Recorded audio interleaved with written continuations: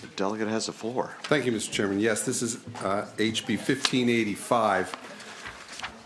Mr. Chairman, members of the committee, a gentleman named Aaron Salter was the retired police officer serving as a security guard at the Tops supermarket in Buffalo.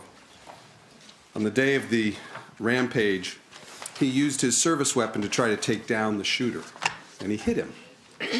But the body armor the shooter was wearing fended off the bullet and protected him. The shooter returned fire and killed Officer Salter. The shooters in Uvalde, Boulder, Aurora, Sutherland Springs, and many others over the years all wore body armor. Closer to home, Mr. Chair, many of the white supremacists in Charlottesville had body armor. That made them even more dangerous and sent, as they wanted to, a chilling visual message of their intentions that day. Even closer to home, Lobby Day here in Richmond at our Capitol in 2020, the streets of Richmond were filled with demonstrators wearing body armor.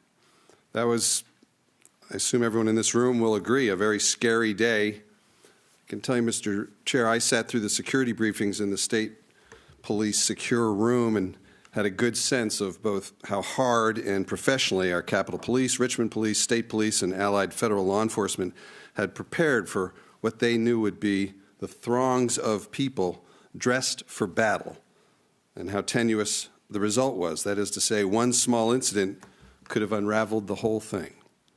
That day was a tinderbox here in Richmond, and any response by law enforcement would have been even more dangerous because of the body armor the demonstrators were wearing. Thankfully, Mr. Chair and members of the committee, that day ended safely here in Richmond. But the intimidation on the protesters so obviously we're hoping to create worked very well. I was scared. My wife was really scared. Some of our members even skipped the session that day. The intimidating sight of Virginian civilians dressed for battle was too much. And that's, Mr. Chairman, what body armor, sometimes called tactical gear, is. It is designed for warfare, for our soldiers, for our law enforcement, for our SWAT teams, but not civilians, Mr. Chairman. The very first law enforcement representative I talked to about this bill asked a very simple rhetorical question when I told him I wanted to bring this bill. He asked, why would anyone other than law enforcement need body armor? Mr. Chairman, this is most importantly a law enforcement protection bill. Our police are put at much higher risk in any situation in which they face someone wearing body armor. That's true whether it's an active crime being committed or a peaceful but nevertheless tense demonstration, or even the lone citizen strolling down the street in his or her body armor, which in Virginia is legal and we know happens.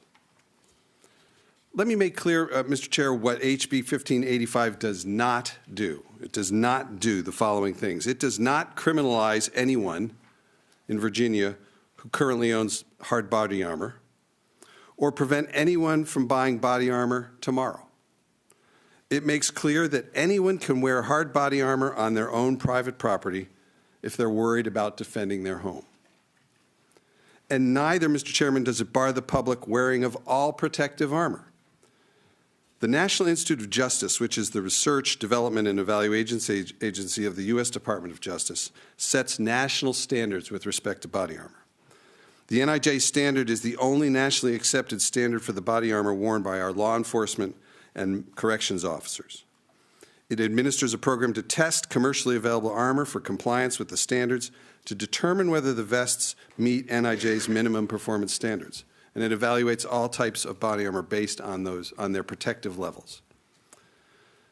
This bill relies on that organization's testing and is tied to certain types of body armor that it identifies. I'll explain in a moment.